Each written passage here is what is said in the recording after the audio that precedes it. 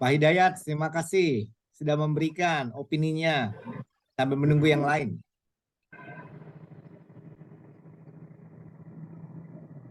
Pimpinan kurang atau tidak percaya dengan kemampuan para manajernya sehingga melakukan micromanagement. Sebaiknya pimpinan perusahaan mendapatkan coaching dan mendelegasikan kepada para manajer. Oke, ini menarik sekali. Kita simpan dulu Pak Hidayat ya. Kita simpan dulu. Sebelum Pak Hidayat memaparkan pendapatnya. Pak Arik, selamat malam. Sedang di mobil. Steve? Malam, Coach. Ya, Malam. lagi di jalan baru balik ini, Coach. Oke. Ini safe, Pak? Lagi driving atau? Ya, benar, Coach. Ini safe. Oke. Hati-hati ya. Hati-hati. Ya. Oke, silakan. Saya masih menunggu. Pak Bambang, terima kasih. Kurangnya trust pimpinan pada bawahan hingga komunikasi terkesan top down. Dan atasan secara tidak langsung mengkerdilkan hierarki yang ada. Pimpinan tidak berhasil sebagai leader karena leadership tidak berfungsi. Oke, sambil menunggu, saya akan minta Pak Hidayat untuk memaparkan penjelasannya Pak, dari pendapatnya. Sambil nanti masuk ke Pak Bambang dan Pak Habib ya. Thank you Pak Habib. Silakan Pak Hidayat. Baik, Coach. Terima kasih, Coach. Iya, menurut saya dari cerita kasus tadi ya, contoh kasus. Ya. Karena juga kurang begitu lengkap sebetulnya informasinya, tapi setidaknya dari informasi yang ada di situ saya menangkapnya adalah memang di situ pimpinan itu mungkin belum ada trust ya kepada para manajernya. Gitu. Ya saya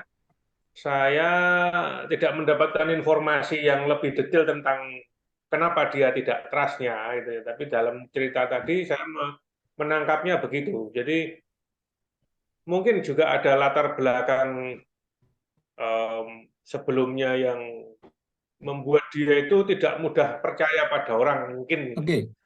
Nah, bisa jadi juga memang para manajernya juga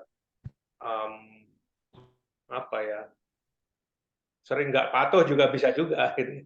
Sering nggak patuh pada pimpinan bisa saja juga menyebabkan pimpinan tidak trust. Tapi pada analisa saya dari kasus tadi adalah justru pimpinannya yang harus mendapatkan coaching supaya dia itu bisa lebih percaya kepada para manajernya. Dalam artian begini, tugasnya manajer itu kan untuk memanage gitu ya. Kalau udah punya manajer ya ngapain melakukan micromanagement gitu. Artinya ya sudah goals maupun tugas-tugas yang memang menjadi menjadi job desk dari para manajer ya biar dilakukan oleh para manajernya gitu. Jadi manajernya itu pasti waktu direkrut juga sudah dites kan, artinya seharusnya dia juga bisa lah untuk memanage timnya sendiri gitu. Tidak harus mendapatkan instruksi yang detail dari pimpinan gitu, Gus. Ya. Kalau menurut saya itu, tapi bisa jadi juga memang barangkali kalau penyebab kedua yang tadi saya perkirakan barangkali mungkin para manajernya juga memang selama ini tidak patuh sama pimpinan, bisa jadi. Ya juga selain pimpinannya harus mendapatkan coaching, ya manajernya juga harus di training, Coach. Berarti kan kompetensinya kan kurang itu para manajer. Itu, Coach, menurut saya. Terima kasih. Oke, thank you. Kita simpan dulu Pak Hidayat. Menarik sekali. Jadi menurut Pak Hidayat bahwa itu bukan hanya di level staffnya saja yang salah Pak ya. Tapi juga yang perlu dikembangkan adalah juga dari tim manajemennya juga Pak. Yang di coaching adalah manajernya juga ya. Betul. Oke, thank you Pak Hidayat. Kita simpan dulu. Saya masuk pada Pak Bambang. Pak Bambang, monggo Pak. Punya pendapat? Yang mau di-share? Pak Bambang? Ya, silakan. malam Coach. Yes, malam. Ya, tadi saya sama seperti yang disampaikan Pak Hidayat. Jadi mengcapture-nya sedikit lebih menitik beratkan adalah masalah trust ya. Jadi Ya. antara trust seorang pemimpin terhadap bawahan. Namun trust-nya itu kurang begitu trust dengan karyawannya itu kita belum tahu nih kasusnya seperti apa, kenapa gitu ya. Tapi garis bawahnya adalah dengan kurang trust-nya leadership sehingga banyak terjadi seorang leader yang tadi disampaikan adalah micromanaging ya. Jadi dia sampai level bawah, intinya sampai menghandle semua pekerjaan di level bawahannya. Kemudian pemimpin ini juga tidak membuka ruang untuk berdiskusi karena merasa bahwa para manajernya kurang kompeten, gitu ya. Nah, sehingga pada suatu hierarki itu menurut saya tidak berjalan. Nah, ketika seorang pemimpin turun sampai ke micromanaging, bahkan mungkin di suatu proyek sampai leadership sampai turun sampai ke bawah, itu menunjukkan bahwa secara tidak langsung seorang leader tersebut menurut saya tidak berhasil. Karena kenapa? Karena sampai turun ke bawah sehingga memberikan pandangan yang berbeda-beda. Ada yang berpandangan bahwa secara tidak langsung leader ini mengkerdilkan satu hierarki yang sudah dibentuk. Sehingga ketika ada permasalahan, katakanlah ada customer yang mengalami protes atau katakanlah tidak puas dengan kinerja satu perusahaan, customer itu akan direct melangkahi dari hierarki yang ada, sehingga terkesan bahwa hierarki atau satu organisasi cat itu tidak berfungsi. Gitu. Nah, jadi kalau ini dipupuk sampai katakanlah terbentuk secara lama, maka ini tanda-tanda bahwa satu leader tersebut tidak berhasil sebagai leader karena leadership tidak ada. Kemudian yang kedua adalah yaitu tadi kehancuran satu organisasi atau suatu perusahaan karena level bawahnya tidak begitu strong ya, tidak kuat untuk mensupport di atasnya gitu, Coach. Ya. Menurut saya seperti itu, Coach. Ya. Dan kenapa mereka tidak strong sebetulnya menjadi PR juga pertanyaan buat para manajer yang harusnya gitu ya. Betul. Oke. Thank you Pak Bambang. Terima kasih banyak. Lanjut ya Pak Habib. Pak Habib monggo. Pak Habib. Ya, Kok. Silakan. Ya. Sorry, Kok. Sambil ngopi soalnya. Malam-malam masih ngopi. Silakan. Ya, analisa saya melihat ada semacam ini ya, otoritas ya, atau otorisasi dari sebuah pengembangan perusahaan, di mana pimpinan itu bekerja sendiri mengembangkan ide-ide untuk perusahaan. Jadi kurang melibatkan dari bawahan, yang mana tadi kalau kasusnya setelah di evaluasi 360 ternyata muncul ya bahwa dari bawahan muncul persepsi micromanaging tadi. Ya. Jadi kelemahan tadi kalau pertanyaan ya dari pimpinan kurang memberdayakan timnya gitu aja.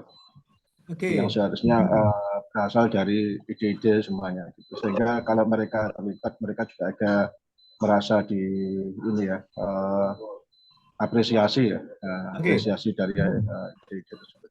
Gitu kan. Jadi bawahan kurang dilibatkan dan hal tersebut bawahan kurang diapresiasi ya Pak Habib ya.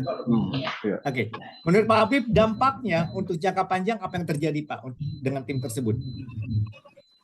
Kalau tidak ada apresiasi akan menimbulkan demotivasi. Demotivasi. Baik.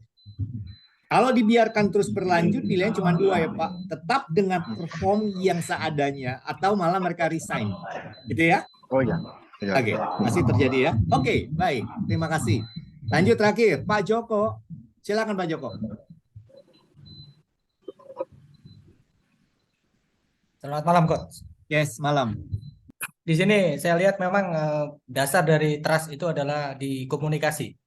Jadi kalau Oke. memang kita udah perbaikin sistem komunikasi dari bawah sampai ke atas, dan pimpinan sudah memberikan trust, dan bila Ya. itu tidak berjalan, Ya.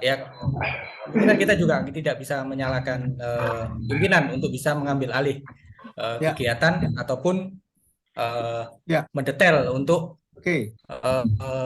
artinya ikut campur lah ya. Ya. Jadi yang perlu dikuatkan adalah basic komunikasi antara bawahan sampai di mana dia bisa memutuskan. Ya. Kemudian kalau dia tidak putus, dia berjenjang sampai kemana, sehingga pimpinan tersebut bisa menilai apakah bawahannya itu bisa berkomunikasi dengan baik atau tidak, sehingga trust itu bisa diberikan. Kalau memang itu bisa berjalan, kalau nggak bisa berjalan, percuma kita berikan trust, tapi mereka tidak berkomunikasi dengan baik. Seperti itu aja, Coach. Oke. Baik. Jadi memang yang perlu diperbaiki adalah budaya komunikasi mereka ya Pak ya. Betul. Betul ya. Jadi bukan cuma sekedar forum, tapi menjadi sebuah culture ya Pak ya. Culture komunikasi di mana tim merasa nyaman dengan pimpinan dan pimpinan juga pastinya bisa mempercayai dan menciptakan, meng-create suasana yang juga membuat tim tersebut dapat diapresiasi. Itu ya Pak. Betul. Alright. Thank you Pak Bambang. Oke, Bapak-Bapak semua. Ya, saya senang sekali nih Bapak-Bapak sudah bisa mengeluarkan pendapat dan komentarnya. Betul sekali. Dalam kasus perusahaan XYZ ini, ternyata tim manajemen berdasarkan action plan yang mereka buat ternyata kurang tepat. Karena kalau mau dilihat harusnya dilihat dari dua level. Kenapa? Tim merasa bahwa tidak nyaman karena terlalu micromanaging. Tapi juga pertanyaannya, kenapa pimpinan juga terlalu micromanaging? Jadi dua-dua level tersebut harusnya di-assess. Sehingga bisa ketahuan tuh di lini mana, di bagian mana, di proses mana yang memang terjadi miss. Sehingga itu yang perlu diperbaiki. Jadi langkah tim manajemen hanya fokus kepada staff itu kurang tepat. Karena harusnya itu yang memang dibuat adalah bagaimana pimpinan bisa menciptakan budaya yang tim juga merasa nyaman sehingga mereka juga bisa punya kebebasan untuk mengekspresikan idenya, pendapatnya ataupun bisa lebih apalagi dengan tim tadi tuh kalau kita lihat level usianya, mereka orang-orang yang kreatif pastinya. Kalau di generasi Z dan generasi Y harusnya mereka orang yang kreatif. Oke, saya lanjut ya, Bapak semua ya, ke kasus kedua.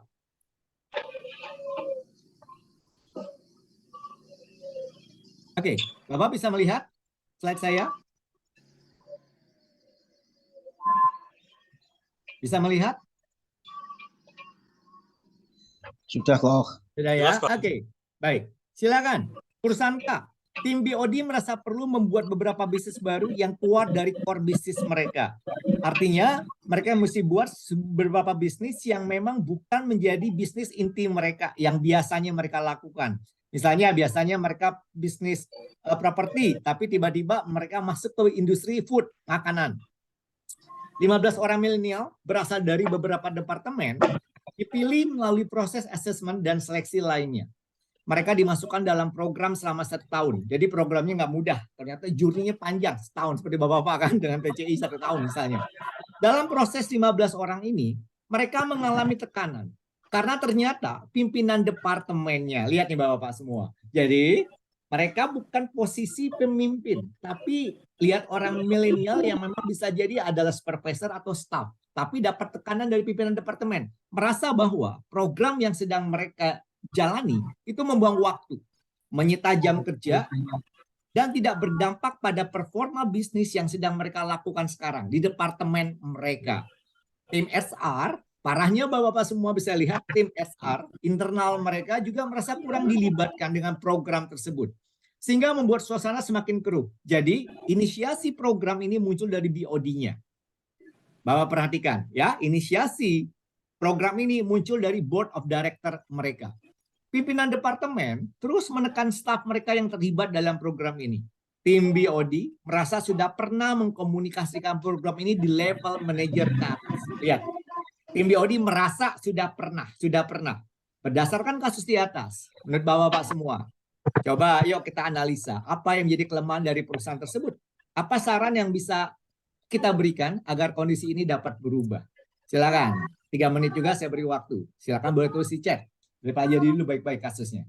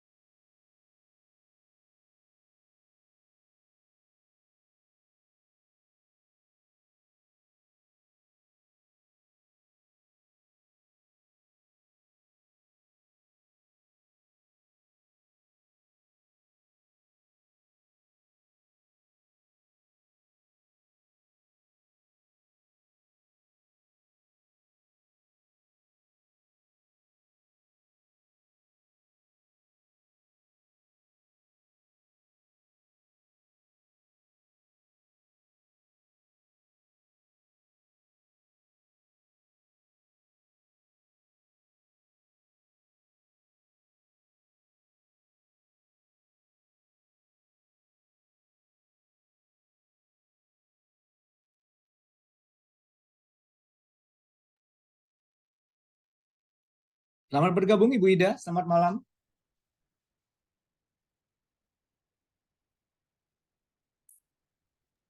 Halo, Coach.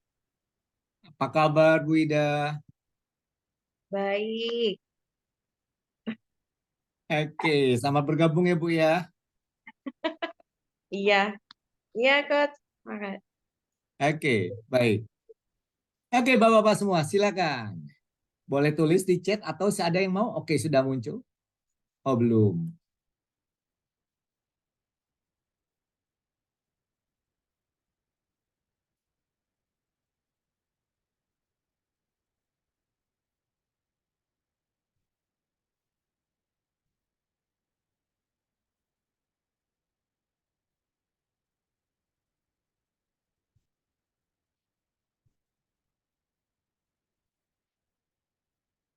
Oke, silakan. Ada yang mau segera mengutarakan komennya?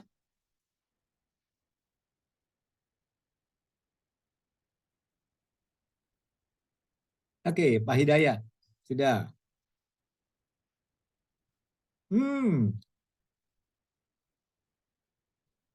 Oke.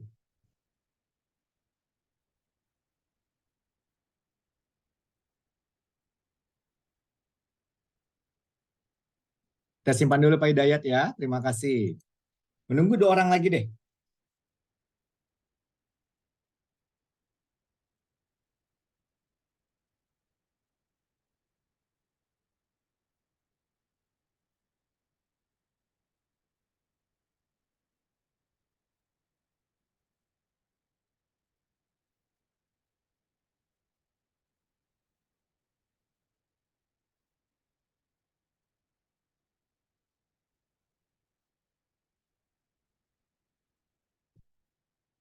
Oke. Terima kasih. Bambang juga udah masuk. Oke.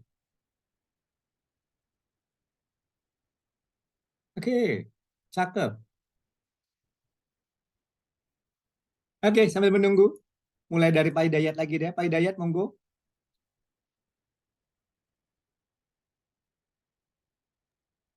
Iya, baik, Coach. Terima kasih, Coach. Ya, kalau dari kasus kedua ini ya, saya membacanya adalah memang sudah menjadi hak dari BOD kalau memang mau mengembangkan bisnisnya ya, maksudnya mau bikin perusahaan-perusahaan baru di luar core bisnis yang sudah ada gitu ya. Cuman yang saya cermatin di sini adalah kenapa ya para pimpinan departemennya ini merasa program tersebut hanya buang-buang waktu.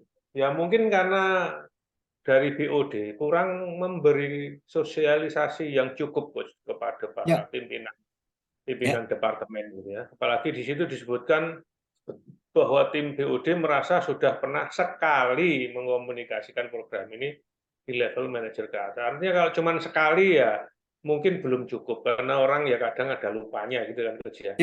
Nah, tapi yang menurut saya yang lebih penting lagi kalau ini yang masuk ke saran ya Coach. Lebih penting lagi adalah sebelum program itu dijalankan mestinya selain mensosialisasikan program itu juga harus disampaikan kepada para pimpinan departemen ataupun para 15 orang milenial ini tujuan gitu loh, tujuan diadakannya program itu untuk apa? Itu harus dijelaskan semuanya sehingga mereka itu apa ya namanya? Baik para pimpinan departemen maupun para 15 orang ini bisa punya visi yang sama dengan BOD gitu ya. Nah, memang kalau tidak satu visi ya repot memang Coach. Kadang kalaupun ngikut ya sekedar formalitas yang penting ikut gitu ya. Atau bahkan yang terjadi bisa lebih parah dari itu. Jadi mendingan nggak usah ikut aja. Kadang begitu Coach.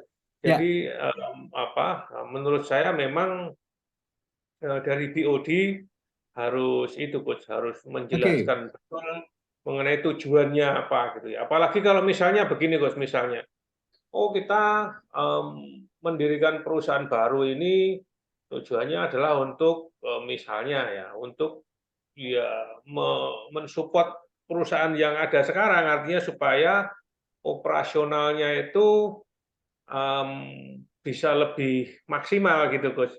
Nah, kalau itu tidak dijelaskan, ya bisa jadi memang para pimpinan departemen atau bahkan 15 orang tersebut ya akan merasa wah ini hanya buang-buang waktu aja, apalagi programnya itu selama 1 tahun gitu ya. Kalau programnya mungkin hanya 1 bulan gitu ya mungkin mereka masih agak cuek-cuekan gitu. Tapi kalau 1 tahun ya waduh 1 tahun nih gitu. Kira-kira kalau dari saya gitu Gus. Oke, baik. Terima kasih Pak Hidayat ya. Artinya bahwa apa yang memang menjadi inisiatif proyek dari BOD itu belum dibuy-in oleh pemimpin departemen. Betul ya? Belum dibuy-in, mereka belum sepakat, belum komitmen karena memang nggak satu visi dengan BOD-nya. Thank you Pak Hidayat. Kita coba masuk nih yang lain. Sepertinya saya menemukan benang merahnya nih antara pendapat Pak Hidayat, Bapak Bambang, Pak Joko, dan Pak Habib juga nih. Monggo, Pak Bambang.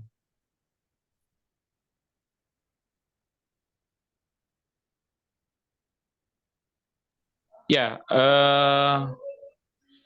seperti yang disampaikan oleh Pak Hidayat tadi, hampir sama dengan pendapat saya, Pak ya. Jadi saya melihat bahwa program dan planning yang ingin dicapai atau satu bisnis yang akan dicapai oleh BOD yang keluar dari core bisnis yang saat ini mereka tekuni, itu belum terdistribusi dengan baik ya ke level debt head ya, sehingga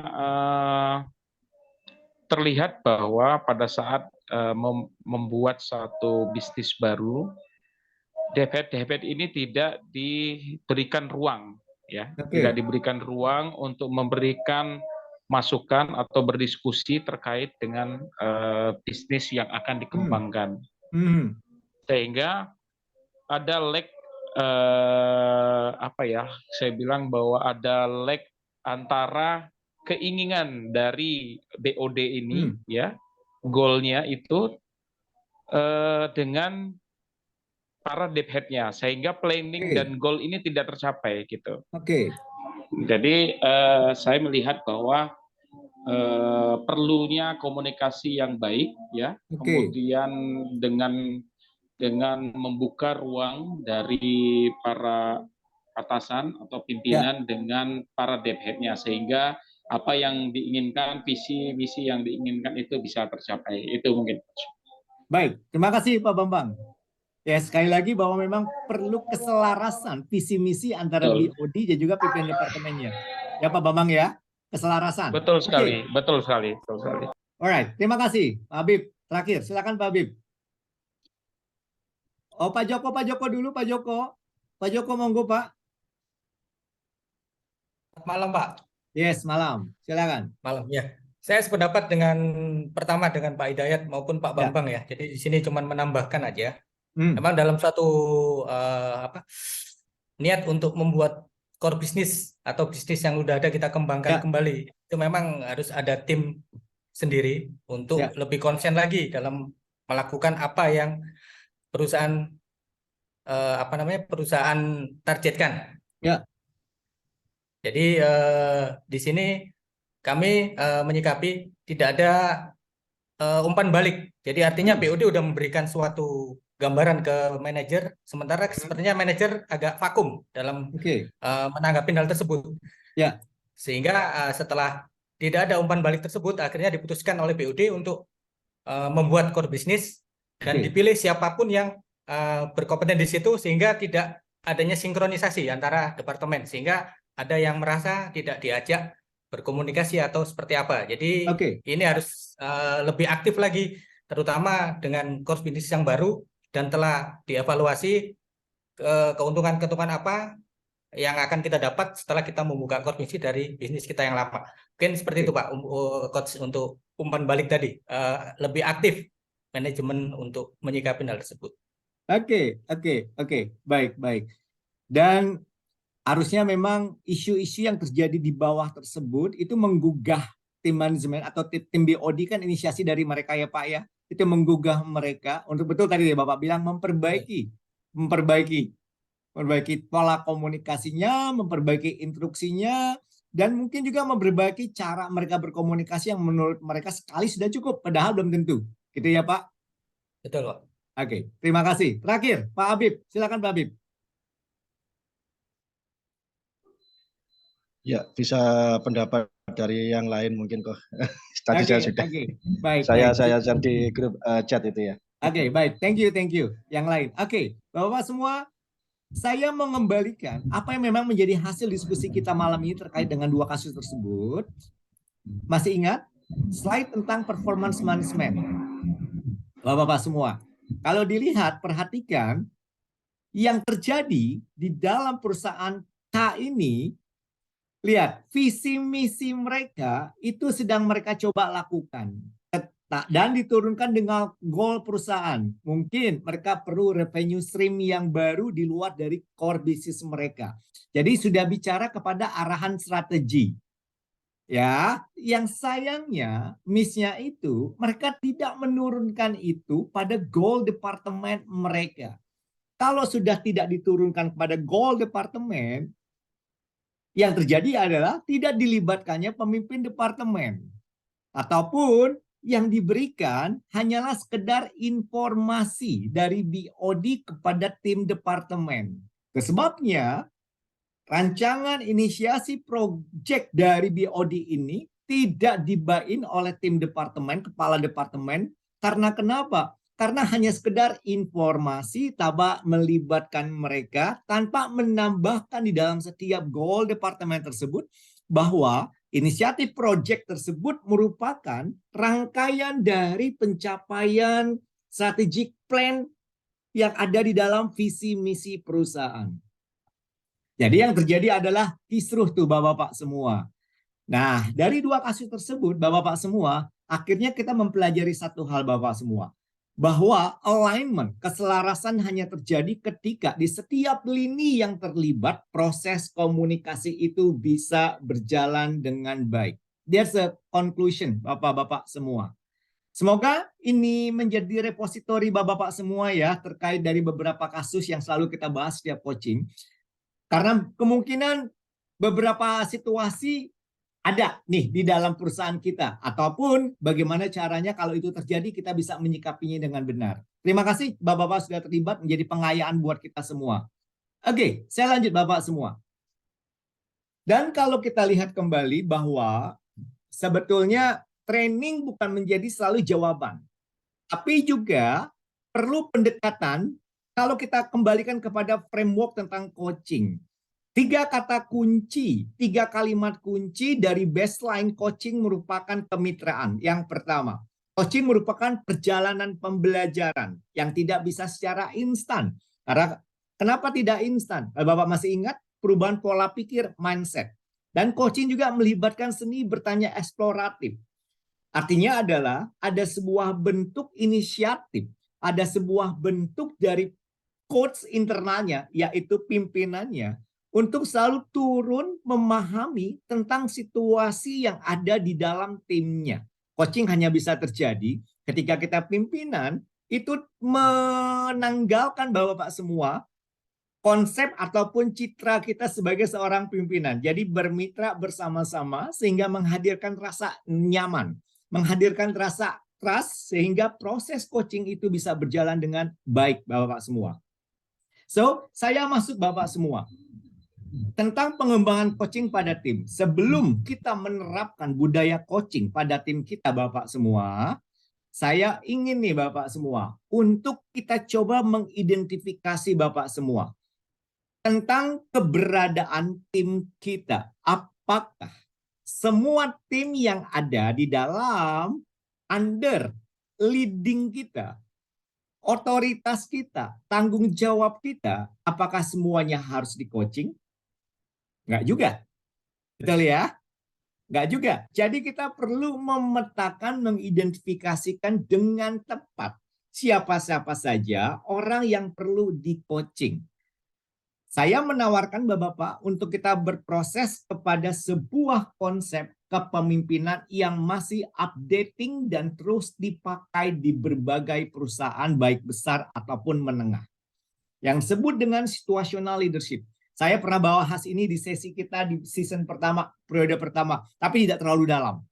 Tapi malam ini kita mau berproses Bapak semua untuk kita go detail nih, untuk kita go deeper, bergerak lebih dalam sehingga kita mengembangkan kapasitas Bapak-Bapak sebagai pimpinan dan Ibu Ida secara lebih strategik di dalam melihat tim dia. Jadi, framework model situational leadership ini didevelop oleh Ken Blanchard, ahlinya leadership, yang merupakan salah satu strategi kepemimpinan yang paling dipercaya dan banyak digunakan, tadi saya katakan, di dalam berbagai corporate yang akhirnya berdampak kepada performa bisnis mereka. Ingat, before we build the business, build the people first. Selalu orang dulu yang dikembangkan. Ini adalah model kepemimpinan yang mengadaptasi gaya seseorang supaya apa Bapak semua? Supaya kinerja terbaik dari karyawan tersebut bisa dimunculkan dan karyawan dapat diarahkan sesuai dengan situasi atau kondisi yang dia sedang alami saat itu. Bapak-bapak coba lihat. Di dalam situational leadership model dikelompokkan pendekatan kepada tim itu ada sebut dengan S1, yaitu melalui gaya kepemimpinan directing. Kalau dari kata directing aja Bapak sudah kebayang. Apa? Coba menurut Bapak semua. Pendekatan gaya directing itu apa? Iya, ngedrive gitu, Coach. Oke. Leading ya Pak ya? Leading. Instruksi jelas sekali, detail sekali. Micromanaging bisa terjadi di sana. Betul ya? Iya. Oke. Yang kedua Bapak bisa lihat S2 melalui pendekatan melalui coaching. S3 melalui supporting. Jadi support bisa diperhatikan bahwa lebih kepada pendorong, penyemangat, support system yang bersama-sama ada dengan timnya. Dan bagaimana mekanisme directingnya kepada timnya itu sedikit low Bapak-bapak semua, di level low bahkan. Ya, yang Keempat adalah maturity atau kedewasaan dari tim kita sehingga proses pendelegasian bisa berjalan sebut dengan S4. Bapak-bapak perhatikan, bagaimana kita menempatkan tim kita ternyata itu ada medianya, ada indikatornya yang sebut dengan D1. Kalau tim kita itu ada di level D1, nanti saya akan jelaskan D1 itu apa. Nanti sambil saya jelaskan, Bapak-bapak sudah bisa mengidentifikasi ya tim-tim Anda itu ada di mana. D1 dilakukan pendekatan dengan S1, D2 dengan S2, D3 dengan S3, D4 dengan S4, D5 dengan STLR. Udah ngantuk Pak Bambang malam-malam. Udah serius STLR ternyata.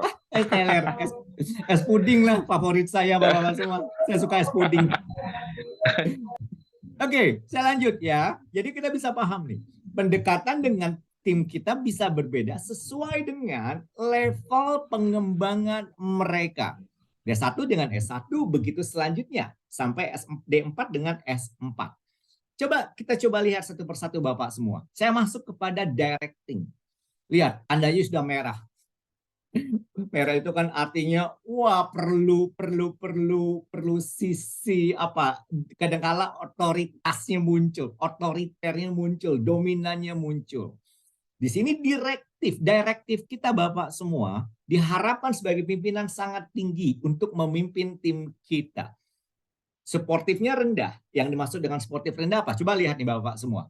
Deskripsi dari S1.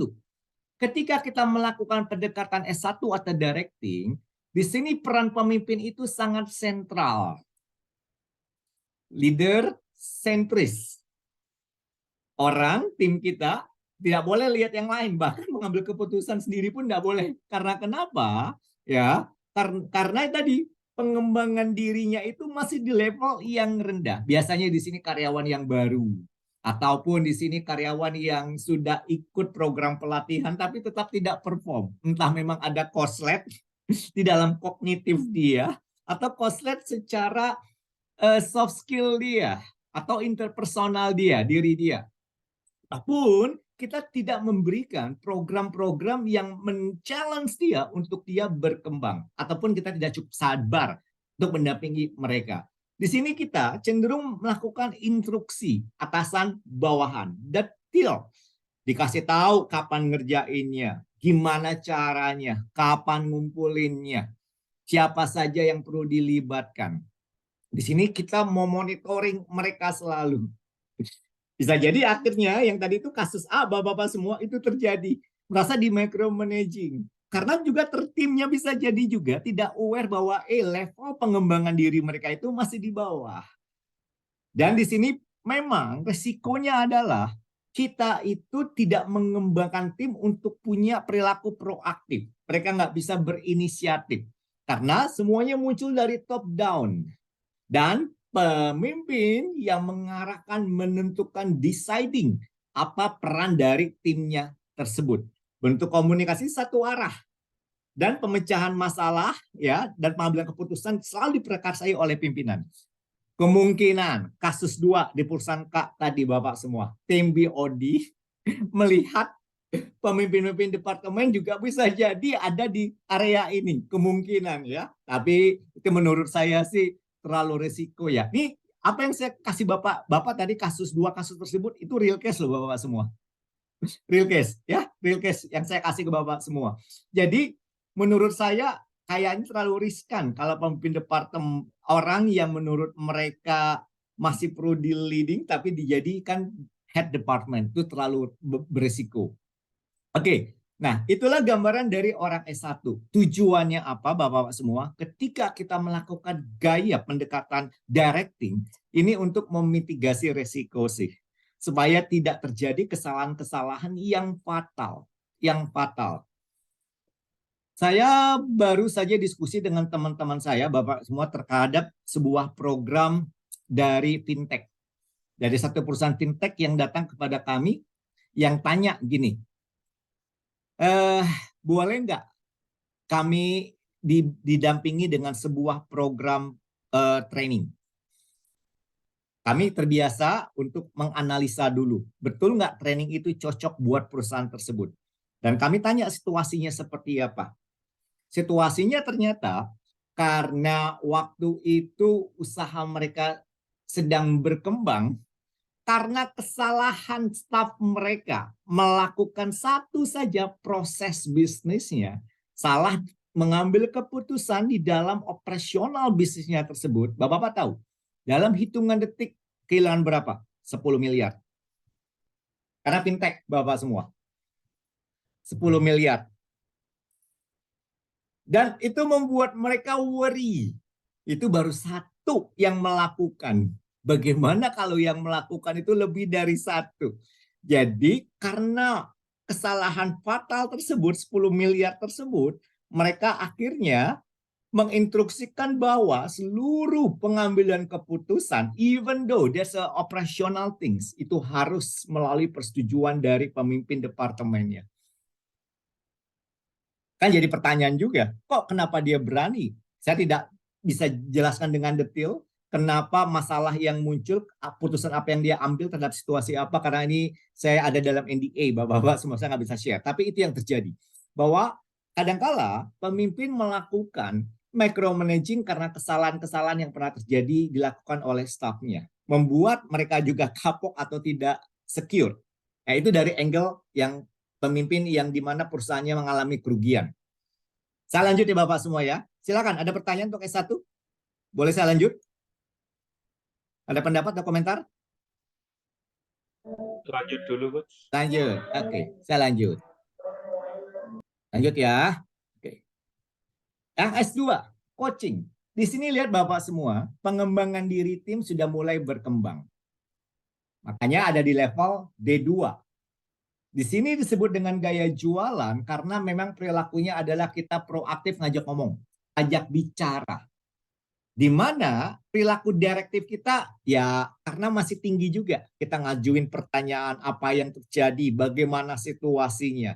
Tetapi tindakannya suportif. Kita support mereka. Makanya coaching adalah hubungan kemitraan. Kita mensupport untuk dia berani berkembang. Walaupun masih sentral, Bapak-Bapak semua, tapi kita memberikan dukungan kepada tim untuk mereka melakukan tugasnya. Di sini, lihat, trust, kepercayaan itu dibangun. Relasi dibangun. Bukan cuma skala profesional, tapi mulai masuk kepada skala emosional, skala personal mereka, relasinya. Lihat di sini, kita mesti melihat Bapak semua, tim kita mampu mengidentifikasi dari tim yang kita pimpin, ada nggak kompetensi dari tim kita yang sedang meningkat. Disinilah momen di mana kita tidak boleh meninggalkan mereka dan kita beranggapan bahwa mereka itu sudah dewasa, sudah mandiri. Di momen inilah justru kita mesti mendampingi mereka, mengembangkan mereka supaya naik level Bapak semua. Sehingga kita tidak dipusingkan dengan hal-hal operasional. Karena mereka bisa disebut sebagai orang-orang yang bisa berkembang dan bisa bertanggung jawab. Komunikasi mesti dua arah. Pemimpin mesti mendengarkan saran dan ide dari tim yang dipimpin. Kendali keputusan bisa jadi masih di dalam tangan pimpinan. Itu orang-orang gaya kepemimpinan yang kita lakukan di dalam S2. Nanti silakan ya, kalau mau komentar langsung saja. Saya lanjut pada S3. S3 atau suportif. Di sini Bapak lihat, gaya kepemimpinannya, perilaku direktifnya semakin berkurang, semakin rendah. Suportifnya makin tinggi. Pemimpin mulai mengurangi pemberian instruksinya, kontrolnya sudah bergeser nih bahwa oke, kita sudah mulai mendelegasikan hal-hal yang memang menurut kita akan menghabiskan waktu kita lebih baik untuk memikirkan hal yang lebih strategis. Gaya ini muncul di mana pengikut merasa lebih percaya diri. Kita mesti melihat Bapak-Bapak semua, confidence level dari tim kita, dari tim kita itu seperti apa. Saya tadi baru teleponan dengan rekan saya. Kami sedang dampingi satu perusahaan F&B di mana punya banyak toko rumah makan mereka. Gerak di all you can eat di model culture-nya model Korea. Jadi mereka baru buka cabang megah di daerah Jawa Barat, daerah Bandung. Besar sekali cabang mereka. Dan saya memang meminta teman saya yang memang belum dikenal ini untuk jadi mystery guest, tamu misterius, untuk datang ke sana. Dan ketika dia datang, yang terjadi adalah, menurut teman saya ini, dia telepon saya tadi, Coach, saya merasa tidak ada soul, tidak ada spirit di dalam restoran ini. Tempatnya mewah banget. Makanannya enak, harganya itu memang middle up. Kalau dibandingkan dengan, dia sebut satu lagi, dia sebut satu perusahaan yang sama, Sushi Tei atau apa, itu satu level katanya. Tetapi beda. Di rumah makan pesaingnya itu spiritnya tuh sangat-sangat baik sekali, sangat warm, sangat hangat.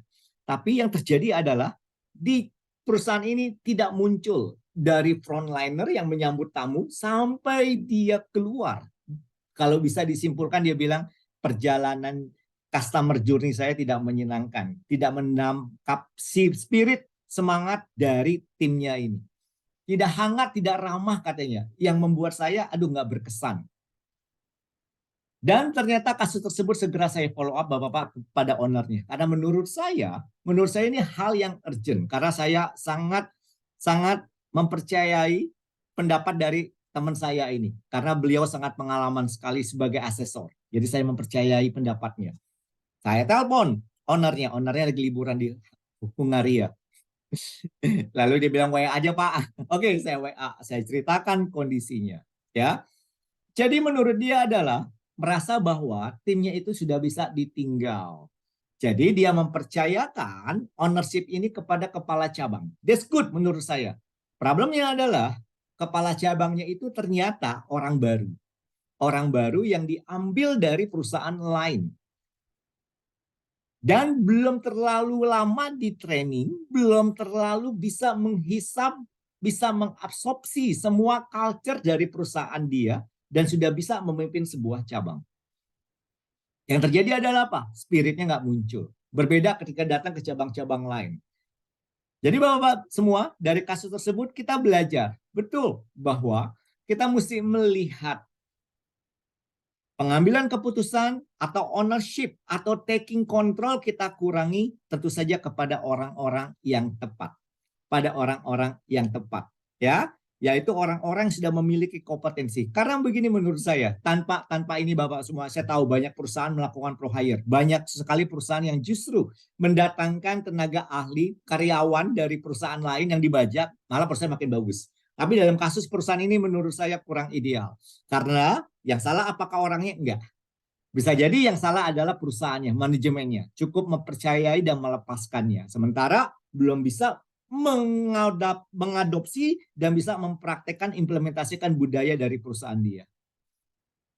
Itu Bapak-bapak semua. Silakan ya kalau ada komentar dan pertanyaan dari apa yang saya jelaskan. Lanjut. S4. S4 delegating. Asik nih di sini Bapak semua. Di sini kita boleh leha-leha. Pak Bambang boleh liburan, Pak Ahmad boleh liburan. Amin. Amin. Ya, karena bisa jadi sudah autopilot. Ya, disinilah proses pendelegasian bisa berjalan dengan maksimal.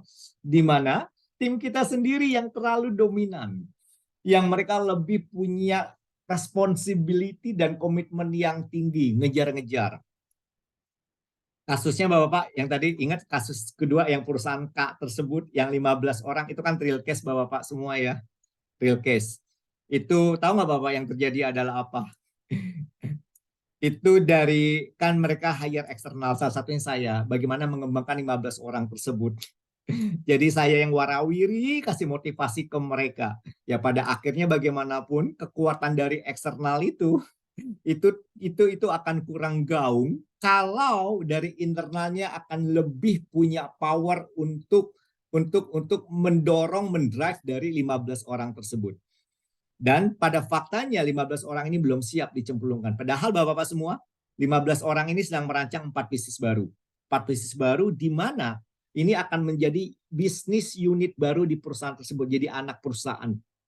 Jadi anak perusahaan yang siap untuk dimodali.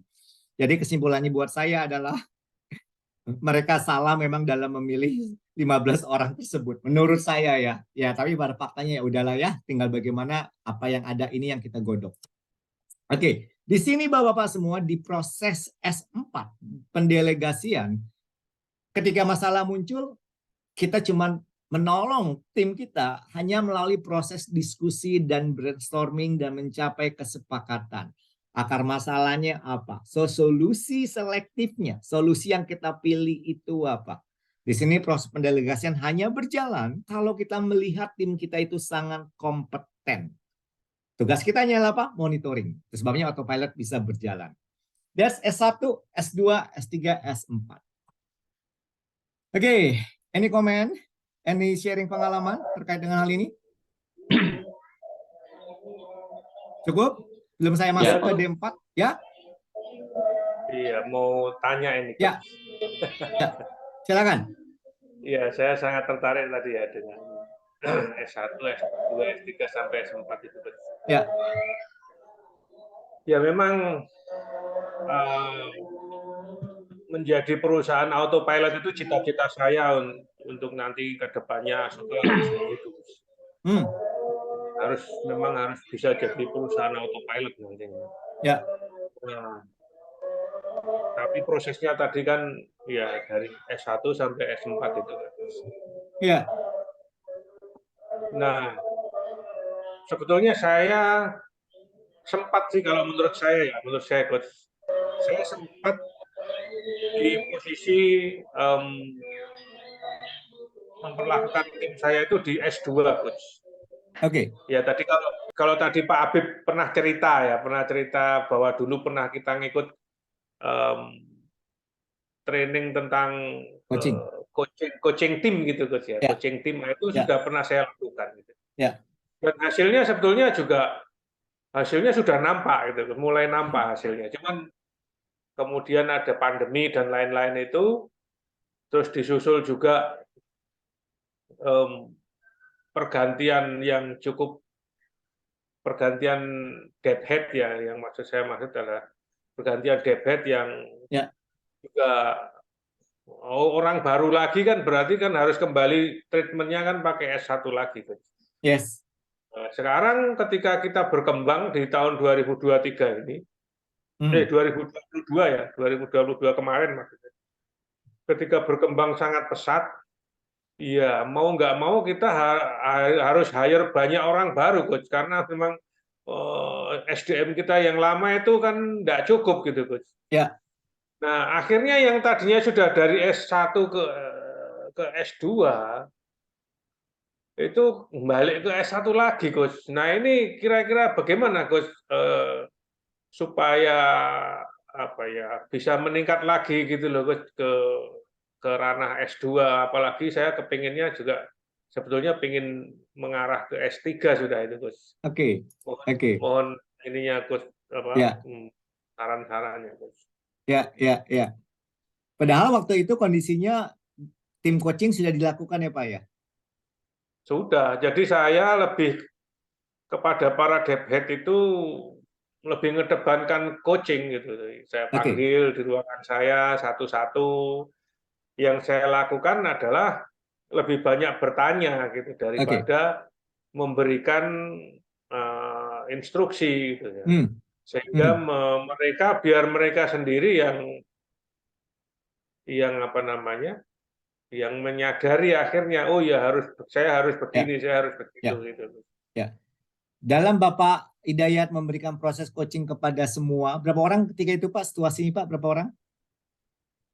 Iya, kepada para debt head waktu itu di tahun sekitar 2016-2017 ya, Coach. Ya. Oke. Menurut Bapak, apakah mereka sudah menjadi debt head yang proaktif ya ketika memunculkan jawaban dari Pak Hidayat ataupun ketika Pak Hidayat melakukan sebuah pertanyaan? Menurut Pak Hidayat, jawaban-jawaban yang mereka lakukan sudah cukup tajam nggak waktu itu? Ada yang sudah cukup tajam, tapi ada juga yang memang sepertinya nggak berkembang gitu, Coach. Oke. Ya. Nah, akhirnya kelihatan nih Pak Bambang, sebetulnya dari kan debt head itu harus punya kemampuan analitis. betul. Way of Iya, thinking-nya mesti tajam ya Pak, ya lihatnya iya, dari helikopter view. Dan kalau iya. dilihat bahwa dari sisi kompetensi aja ada yang miss nih. Ada yang miss.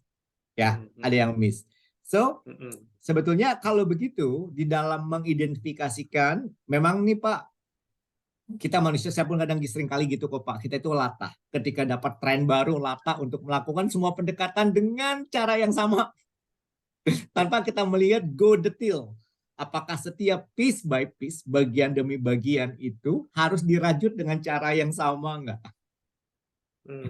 Nah, jadi saran saya adalah, nah makanya Bapak nanti saya akan coba bantu nih. Dengan materi berikutnya kita akan bantu betul-betul Bapak bisa memetakan D1 itu siapa, ada ciri-cirinya. D2 itu siapa, D3 siapa, D4 siapa. Bisa jadi dalam kasus kemarin, orang-orang yang masih di D1 terburu-buru dinaikkan jadi D2. Jadi tidak tepat treatmentnya. Sama kayak kita sakit flu Pak, dikasih obat sakit mah, nggak akan sembuh.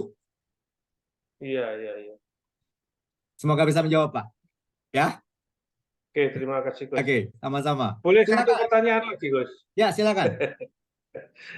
Maaf ini teman-teman, saya banyak tanya. Ya Gus, nah kan tadi saya ceritakan ya bahwa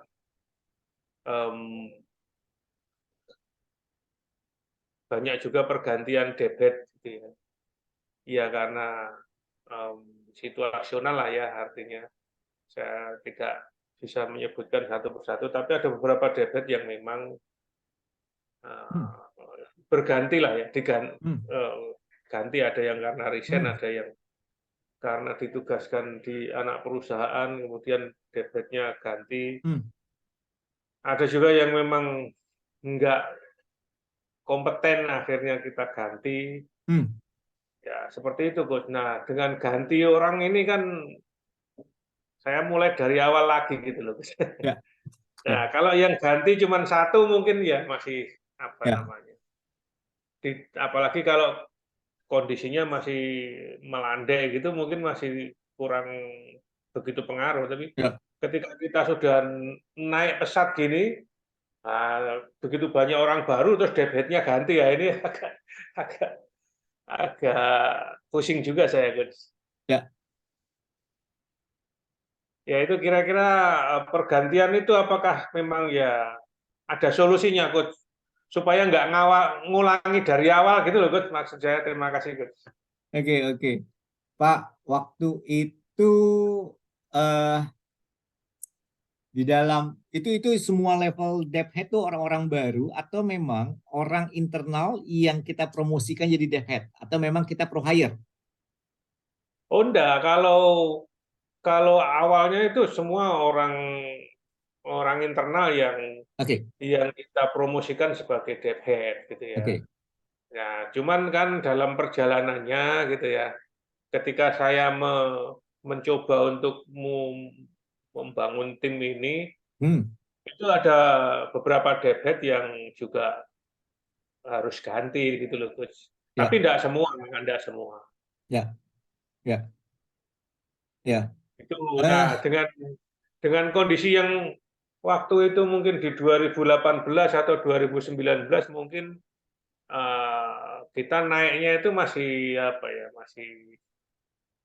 masih grafiknya masih lurus gini aja. Jadi saya masih bisa inilah ibaratnya itu, walaupun ada beberapa debit orang baru, saya masih bisa walaupun ngulangin kembali ke S1 itu beberapa, saya masih bisa ini ya. Tapi karena yang orang barunya kan waktu itu cuma debitnya aja. Tapi sekarang ini 2020 tahun kemarin lah ya, bukan mulai tahun kemarin 2022 itu kan naiknya kita kan habis 2020 dan 2021 kita turun, 2022 itu naik drastis gini, Gus. Lah artinya banyak sekali orang baru ini, para project manager, para site manager. Nah ini memang ya mereka bukan dev head, tapi mereka kan level manager juga, Gus. Makanya saya lihat orang baru di sini banyak. Lah ini saya agak gimana ya, kembalinya ke proses awal S1 lagi itu ya agak berat saya ini, agak berat itu karena orang barunya ini lebih banyak daripada gap head yang Ya. ada gitu Gus. Ya. Gitu Gus, Oke. gimana nanti Baik. mohon sarannya Gus. Baik, terima kasih. Pak, pastinya ketika kita pun menarik dari orang baru jadi dev head, pastinya ada value proposisi, ada skill basic, ada kompetensi basic di level manager yang sudah mereka punyai. Itu harus menjadi pondasi, Pak. Jadi jangan coba menawar di sana. Jadi harusnya kamus kompetensi di sini berperan sih. Kamus kompetensi sangat berperan. Itu sebabnya saya selalu kalau diminta melatih pengembangan leadership, saya akan selalu tanya, what is the kamus kompetensinya? Lalu gap-nya ada di mana sekarang? Tugas pengembangan adalah membangun jembatan supaya gap tersebut itu dapat diminimalkan atau kalau boleh dihilangkan. Yang pertama panduannya Pak. Yang kedua, gimana caranya kalaupun akhirnya sudah ada para dev head ya, terjadi pertukaran gitu ya, jadi orang-orang baru sekarang jadi dev head. Saya akan share kasus yang terjadi di sebuah perusahaan, ya udah sebut saja lah Pak ya, Indofood. Ini jelas nih ya, saya sebut Indofood. Siapa yang nggak kenal Indofood? Semua kenal Indofood. Selevel perusahaan itu saja ngalami kejadian Pak. Ngalami kejadian. Dev head yang lama tidak kompeten dan akhirnya digantikan yang baru. Dalam periode tertentu, yang baru ini ternyata bisa bertahan lebih lama dan bisa menunjukkan performa yang jauh lebih baik. Apa yang dilakukan oleh SR-nya? Mereka konsultan, ada konsultasi dengan sebuah konsultan. Dan akhirnya dimunculkan Pak. Karena ini rekan saya yang pegang, jadi saya sharing dengan dia, insight-nya apa? Jadi ketika mereka mendeploy, menempatkan orang-orang baru di posisi manajer, itu selalu dibuat Pak, bukan saja target mereka secara departemen, target mereka secara project, tapi ada disebut dengan individual plan, IP, individual plan, yang dibagi berdasarkan individual rencana pengembangan diri mereka, short term 1-2 tahun, mid term 2-4 tahun, dan long term 5-6 tahun. Mereka diminta untuk merancang individual plan mereka itu apa terkait pengembangan diri mereka sebagai manajer atau pemimpin departemen yang baru. Setiap term tersebut. Yang kedua, selain mereka membuat hal tersebut, mereka mesti bisa memunculkan kalau individu mereka berkembang dalam kurun waktu 2 tahun, 4 tahun sampai 6 tahun, apa pencapaian yang akan muncul di departemen mereka dalam skala bisnis? Apa kontribusi mereka di dalam bisnis perusahaan tersebut? Jadi mesti dilakukan juga secara smart. Nah, Pak, akhirnya coba Pak Hidayat dan Bapak semua lihat. Kalau setiap individu pemimpin mempunyai plan dari 1-2 tahun, 3-4 tahun, 5-6 tahun. Kita sebagai pimpinan, kita sebagai perusahaan. Satu, kita punya peta pada akhirnya. Kita punya kompas sejauh mana kita mau menuntun mereka. Dalam hal apa kita menuntun mereka supaya individual plan mereka itu dapat tercapai. Betul nggak Pak? Ya. Betul nggak Pak? Ya. Dan kita bisa spesifik dengan tajam akhirnya mendampingi mereka. Dan kita tahu betul ketika prosesnya kita membantu mereka mencapai individual plan mereka, bisnis juga bisa berkembang karena sudah ada measurement-nya, sudah ada indikator kalau individual plan mereka bisa tercapai, apa perform bisnis mereka di departemen mereka masing-masing. Itu saran saya, Pak. Oke. Maka bisa menjawab Pak Hidayat. Iya, terima kasih Gus. Ya, sama-sama. Oke, saya lanjut ya. Nanti sampai jam 9. Asik soalnya, asik banget diskusi nih. Izinkan saya lanjut Bapak semua. Saya akan lanjut sekarang. Kalau begitu, ya, saya mengajak Bapak-Bapak untuk mulai memikirkan. So far sejauh ini, pendekatan Bapak-Bapak melakukan S1, S2, S3, S4 itu kepada siapa saja. Saya akan tinggalkan ini sebagai assignment Mas Agung, minta tolong bantuannya ya. Saya akan kasih ke Mas Agung untuk mengisi ini. Mengisi ini Bapak-Bapak semua, ya. Mengisi ini selama ini menurut Bapak-Bapak. Ya, selama ini menurut Bapak-Bapak semua. Siapa saja orang-orangnya, tulis nama-namanya Bapak semua, di mana Bapak-Bapak melakukan pendekatan kepemimpinan dengan gaya S1, gaya S2, gaya S3, dan gaya S4. Mohon maaf nih ya. Jadi oke, warnanya salah. Tapi S1, S2, S3, dan S4. Mohon maaf, yang hijau ini S4. Saya ganti dulu biar nggak membingungkan. Oh iya, keliru itu. Yes, betul. Ini S4.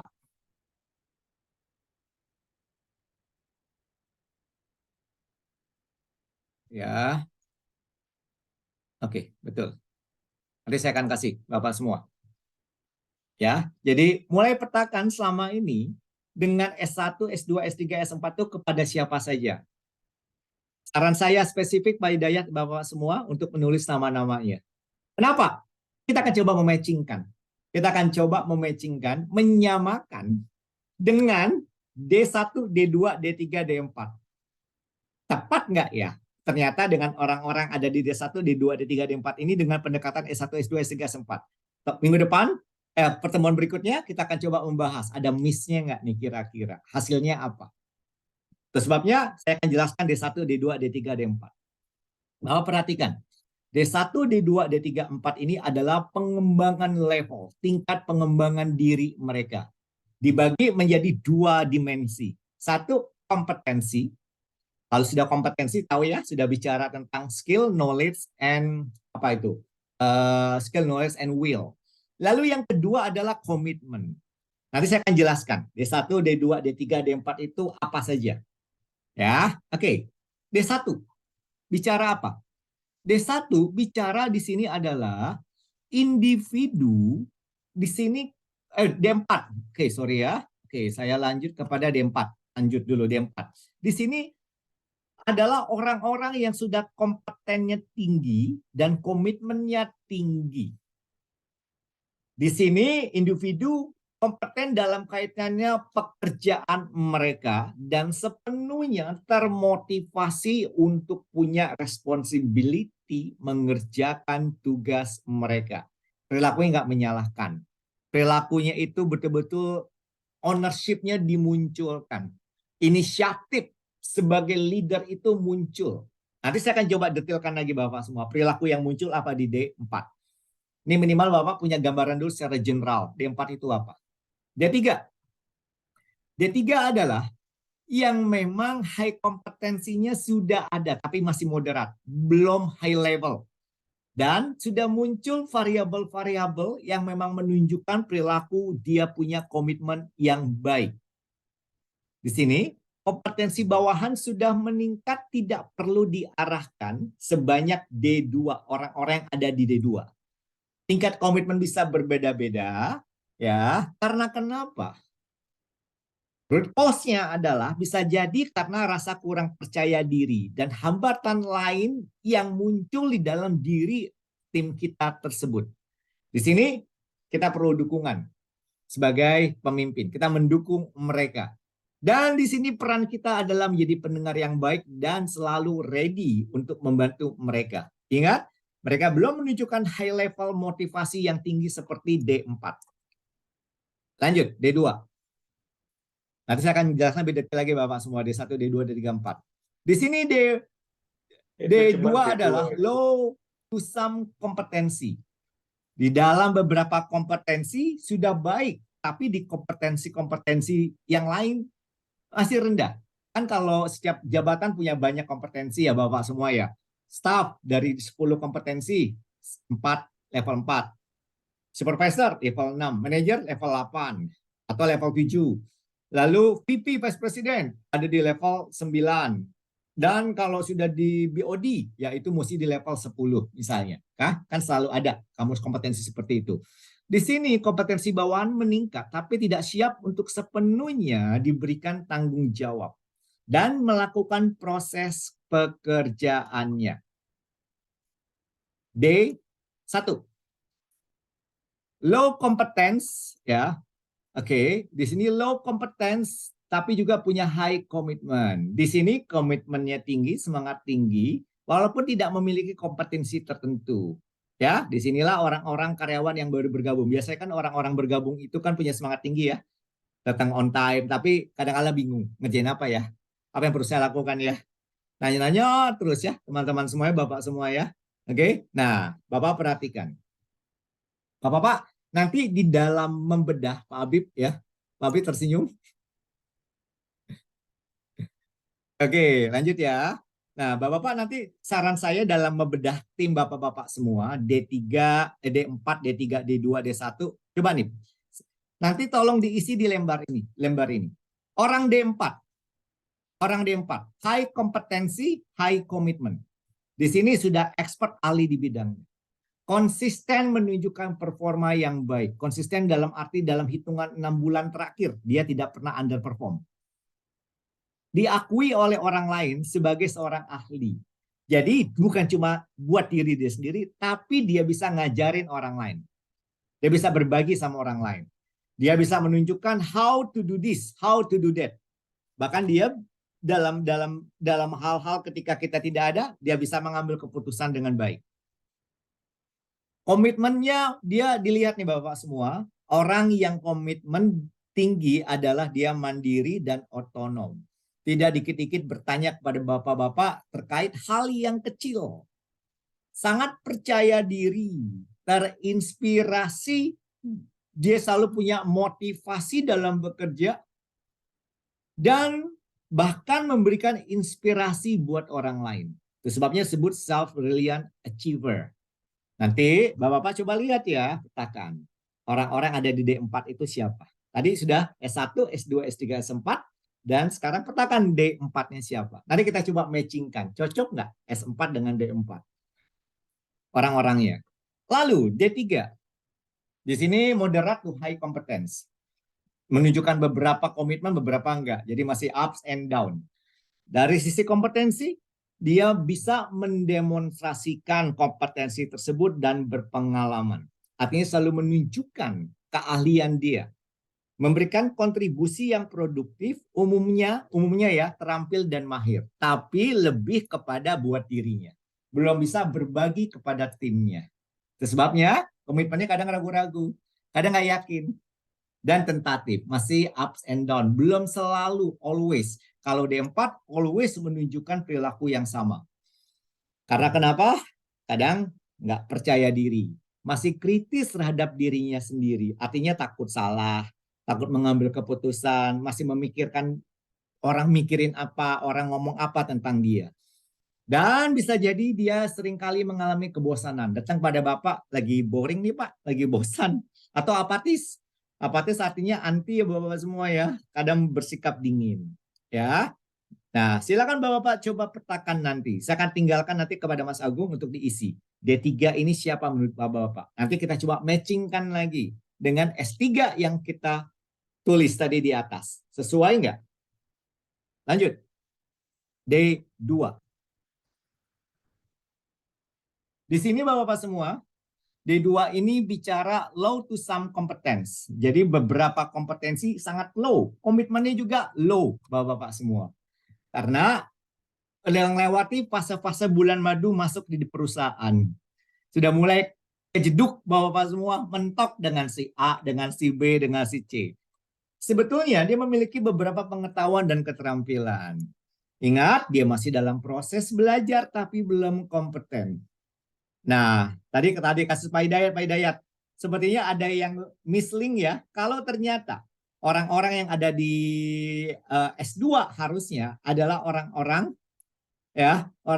kalau dilihat di sini belum kompeten. Belum kompeten ya, harusnya tadi kalau di level manajer harus sudah punya kompetensi dong ya, harusnya ya Pak. Jadi memang ada yang miss ketika menempatkan ataupun ketika mematchingkan antara posisi dan kompetensi yang dipunyai orang tersebut, ada missnya ya. Oke. Nah di sini tidak tahu bagaimana untuk bergerak maju, jadi perlu daya dorong, makanya perlu diinisiasi oleh coach nih, oleh coach internal itu para manajer. Kinerja dan kemajuan yang tidak konsisten, masih ups and down, terlalu sering. Kalau tadi di D2 juga belum selalu, tapi minimal ya seringkali memunculkanlah perilaku yang selalu perform. Kalau di sini masih terlalu sering munculnya. Sering putus asa dan frustasi. Bahkan, lihat Bapak-Bapak semua, kalau tim Anda sudah dikit-dikit minta resign, ada pikiran mau resign, sebetulnya sedang desperate. Sedang putus asa. Ya, di sini komitmennya kewalahan dan kehilangan motivasi. Bisa jadi karena konflik-konflik internal. Bingung dan prihatin dan takut membuat kesalahan. Makanya perilakunya adalah bergantung kepada tim ataupun bergantung kepada Bapak-Bapak semua. Sama nanti, Bapak-Bapak tolong isi.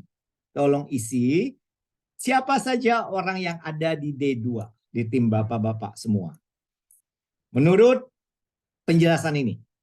D1 terakhir. Low kompetensi, tapi komitmennya tinggi. Di sini dia selalu adalah orang-orang baru untuk tujuan dan tugas. Jadi pertama kali masuk biasanya gitu Bapak semua. Jadi baru dikasih tugas. Dan masih kurang pengalaman. Tidak tahu apa yang tidak mereka ketahui. Kadangkala ditanya, ada ide? Nggak tahu. Apa yang perlu ditolong? Aduh bingung. Apa yang perlu disupport? Aduh nggak tahu deh. Masih bingung. Lalu komitmennya punya semangat belajar, ingin tahu, bersedia untuk mengambil arah. Oke, nah betul tuh Pak Habib. Antusias dan bersemangat karena memang punya highly motivation untuk learning ya. Karena orang baru kan ya, ingin berprestasi, ingin catch up dengan orang-orang yang sudah lama atau orang-orang yang ada di sekeliling dia. Percaya diri tentang keterampilan yang dapat ditransfer dan pembelajaran percaya diri tidak akan sulit. Ya, jadi mereka orang-orang yang memang siap belajar. Ini orang-orang D1. Bapak, silakan untuk nanti setelah sesi coaching kita ketemu lagi di pertemuan berikutnya untuk memetakan, mengidentifikasikan siapa yang ada di S1, S2, S3, dan S4. Lalu kita akan coba lihat tuh. Kira-kira orang-orang yang ada di D1, D2, D3, D4 itu sama nggak dengan gaya pendekatan yang Bapak lakukan di S1, S2, S3, S4? Sehingga kita lihat miss-nya nih. Ya, sebabnya saya nggak akan minta Bapak buru-buru mengerjakan hal ini. Karena ini perlu waktu untuk mengidentifikasi siapa orangnya dan perlu hal yang objektif. Kalau perlu diskusi dengan timnya, dengan level yang sama ya, dengan level yang sama atau di mana orang tersebut sering punya kaitan dengan departemen yang berbeda, boleh minta masukan dari orang-orang di departemen tersebut. Gimana komitmen mereka orang ini dalam mengerjakan tugasnya. Ya, sehingga kita punya data, punya informasi kan itu data. Itu kita punya data yang cukup untuk menunjang bagaimana kita menempatkan orang-orang tersebut. Oke, nanti saya akan kasih ini kepada Mas Agung. Ya, Bapak semua ya, karena saya nggak akan lanjut sebelum kita melakukan pemetaan tersebut. Gitu, Bapak semua. Any comment? Any question?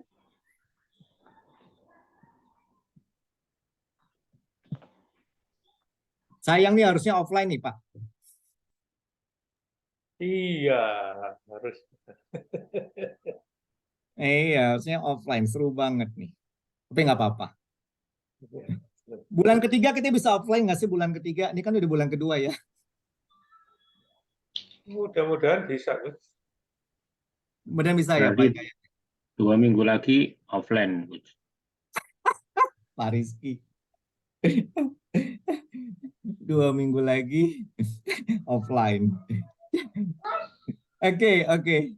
Serius, tadi saya ajukan nih. Biar asik ya sebetulnya ya.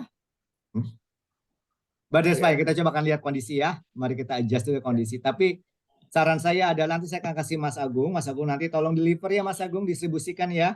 Materi 1 dan juga kertas kerja tadi S1, S2, S3, S4, D1, D2, D3, 4. Nanti pertemuan berikutnya kita akan bahas. Pak Bambang mau mengucapkan sesuatu? Sementara ini masih menyimak, Kon. Masih menyimak Tapi ya. materinya sangat mengena ini, Kon. Oh, sangat mengena ya. Iya, apalagi offline Pak Bambang.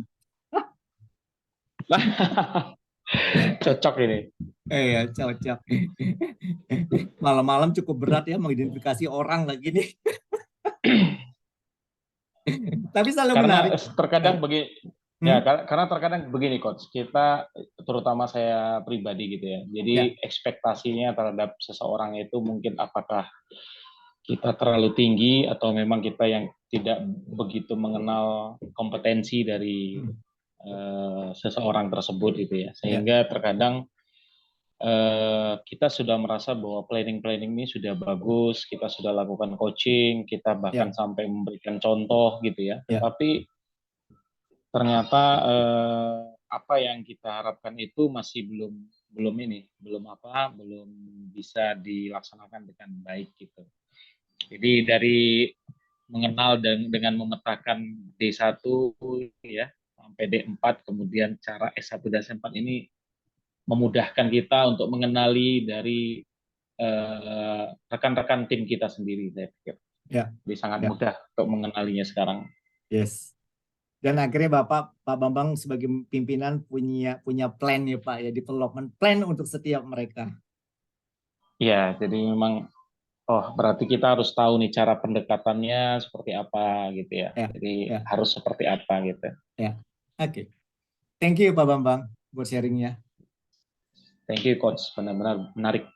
Ya welcome, terima kasih. Ya, saya belajar ini Bapak trainingnya 3 hari. Belajar ini training 3 hari. Ini 1 jam ya, Coach. 1 jam lebih. But that's fine. Ya itu kan kita cuma dari kemarin-kemarin saya sudah mulai masuk ke sana ya, sudah dengan diskusi kasus kita. Jadi memang mempersiapkan dan apa bukan belajarnya bukan di sini, saya belajar di Singapura waktu itu. Ya, dan cukup mahal lagi bayar course-nya, tapi ya itulah, tapi asiknya ya, karena memang saya tertarik dengan leadership ya, jadi memang ya itu investasi lah, karena dengan begini saya sudah melihat ketika saya mengajarkan ini banyak perusahaan itu menolong mereka untuk punya plan di kayaknya dalam. Kayaknya kalau mau jadi coach ini harusnya trainingnya di Singapura nih Coach, mumpung ada Pak Hidayat.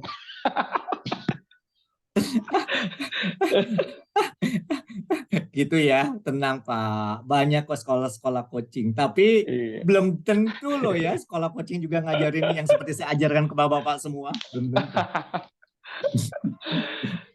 Jadi yang kita bagi ini sebetulnya sangat full package pada Bapak semua. Makanya sayang kan kalau dilewatkan. Benar. Oke.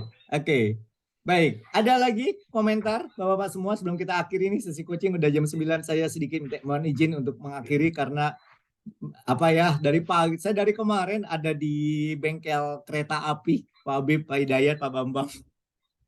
Dari pagi sampai sore 2 hari berturut-turut dampingi ya para manajer-manajer untuk apa mempersiapkan mereka untuk melakukan panel presentation di hadapan karena mereka anak perusahaan, di hadapan induk perusahaan mereka, di holding mereka, untuk mereka bisa mempresentasikan sampai ke execution plan.